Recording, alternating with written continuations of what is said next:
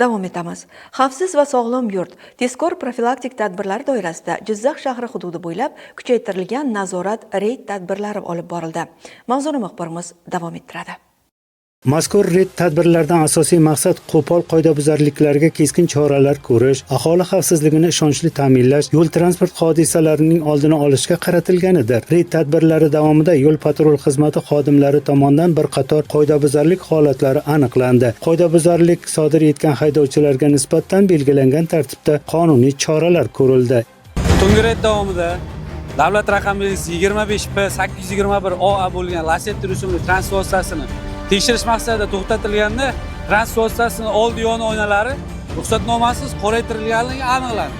Shu bo'yicha ma'muriy bayonni rasmiylashtirib, vaqtincha saqlab turish uchun jarima maydonchasiga Ming afsuslar bo'lsinki, shu kuni reyd tadbirlari davomida voyaga yetmagan fuqaro tomonidan haydovchilik guvohnomasiga ega bo'lmasa-da, avtomashina boshqarib yurganlik holati aniqlandi. Nechinchi sinf o'quvchisiz? 11-sinf o'quvchisi. Nima sababdan haydovchilik guvohnomasiga ega bo'lmasdan turib transport vositasini boshqardingiz? Yoshlik qo'ydi. Yoshlik qo'ydingiz? Bu yoshlikni necha marta takrorlagansiz? Bir marta. Muqaddam siz transport vositasini boshqarib yurgansiz. Bu sizga o'rganish bo'lib qolgan, mana yo'l patrul xizmat xodimlari tomonidan sizni boshqargan holat aniqlandi, sizga nisbatan belgilangan tartibda chora ko'rildi. To'g'rimi? O'zingizga xulosa chiqardingizmi? Chiqardik. Shu xatti-harakat takrorlaysizmi?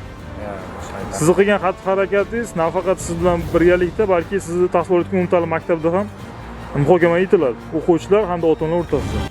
Ushbu reyd tadbirlari albatta yo'llarda harakat ishtirokchilarining xavfsizligini ta'minlash, qoidabuzar haydovchilarga qonuniy chora ko'rish bilan birgalikda ular o'rtasida targ'ibot ishlari olib borish orqali qoidabuzarlik holatlarini qayta sodir etmasliklari tushuntirilmoqda. Shu o'rinda barcha haydovchilardan yo'l harakati qoidalariga qat'iy amal qilib, harakatlanishlarini so'rab qolamiz.